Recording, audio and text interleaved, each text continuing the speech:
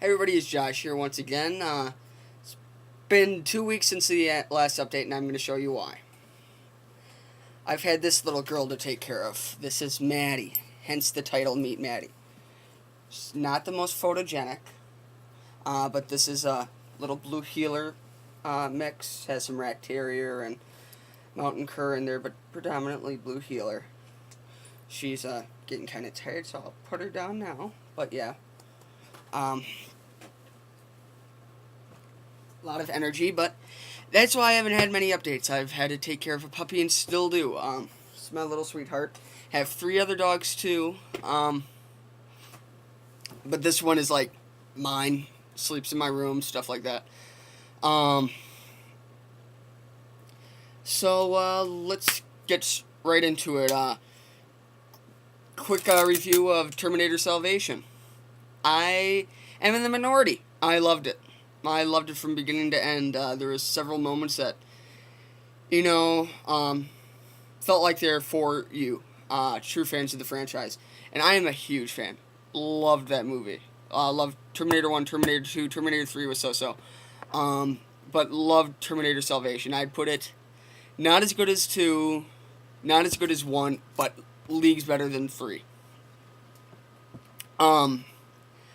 There's one moment that stood out for me was when John Connor's trying to get a bike from Skynet, and their attractive music. The music that plays is music that plays when John Connor and his buddy are riding to the gallery in Terminator 2, and I caught on to that right away.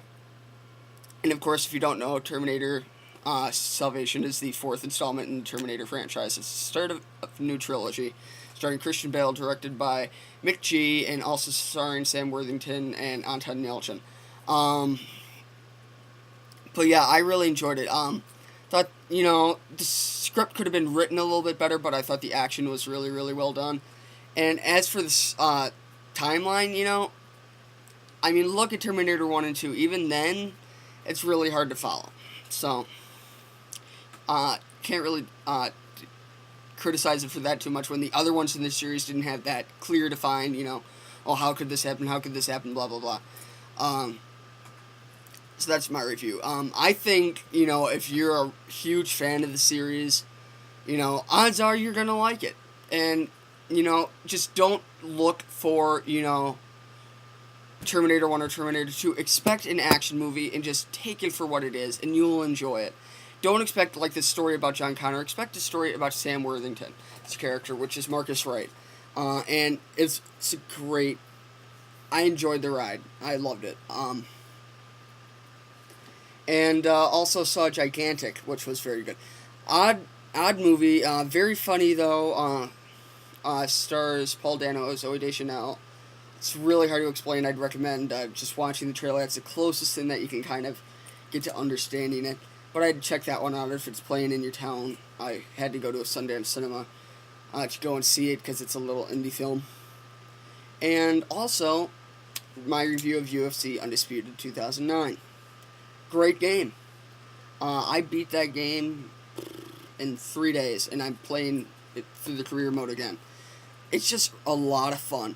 At first, when you're doing your career mode, your character is not strong at all, slow, doesn't have the abilities as all the top guys, but it serves as a tutorial in and of itself, because the better you get, the more moves that you have available to you, so you really connect with your character, because you spend all this time building him up, and then when you have to retire him, it's kind of sad. It's kind of disappointing, though, that there was only 7 years for a career mode, and your characters don't age over time, which I thought, you could have done it, progressed slower and had a longer career. But overall, it's a great game. I think it's the closest thing so far to get to that mixed martial arts fighting. Definitely beats the last one. Let's see what else is there. I guess I could comment on what I've seen on E3. I saw all the press conferences so far. I'll put them in order, and I'll explain why. from low to high. Nintendo. That press conference was boring as shit. You know, Metroid was good, Mario was good, and Mario Galaxy 2 was good. That's it. I don't want to see pie graphs and charts, you know, about your sales numbers. I don't want to see a little fucking vitality sensor on your finger. That's something that I got on my finger to monitor my heart rate when I got my tonsils removed. I don't want to see that. Show me some games. You know, it was the most boring thing ever. It was like, when I was watching, I was like, okay, I bet you the people here are just waiting for the Sony one to start just to kill time. And it was really, really, really nuts. You know, the Wii Motion Plus is really cool. I thought Red Steel looked kind of interesting, but I'm not really all that excited for it because the new art style looks a little bit too cartoony. I think if they would have kept the old art style, which looked better, and just made it not suck, it would have been good. Instead, that it kind of looks like, you know, a little bit of an anime type of film, which I'm not that into. But yeah, that's all that really stood out for me. And I was disappointed, you know, because Nintendo, they're the top in line, so, like, top in sales, so they better deliver something. You know? And that's will bring me into my number 2 spot. Sony. I thought they did a really good job and came damn near close to number 1. They had Uncharted, had massive action game, I think it's called. 256 players online at the same time, had it running. Looks great. Assassin's Creed 2 was running there. They had a demo of that. There, looks great, but that's also coming out for the 360. For the PSP, they have the new Metal Gear Solid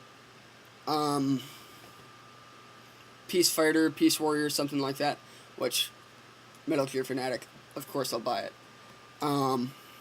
And the PSP Go, you know, not something that I'm interested in because I just don't want to have to spend the time downloading to get the games and stuff, so. You know, some people like it, some people won't. It's not really my cup of tea. And God of War 3, the one that Team Ico is coming out with, shit, I can't remember the name. But that looked really good. Some other things too. And number 1. Oh yeah, the motion control things. I thought that looked really cool. Because, you know, it actually tracks your movement with the camera. Okay, running out of time. Xbox. Thought they blew it out of the park. You know, with their Team Project Natal. At first I was kind of like, eh. But then the Milo demo, if that was running in real time, holy fucking shit. It blew me away. You know, at first I was like, oh, it's going to be some gimmick. But, you know, they brought me over to their side. And it looks actually really cool. Because that is a huge bridge for people to cross, is that controller. And by getting rid of that completely, you leave that open to a whole new audience. The facial recognition, the voice recognition, just is really, really cool. I think it's going to be pretty interesting to see when it comes out. So yeah, that's pretty much all I have for you. Thanks for watching, and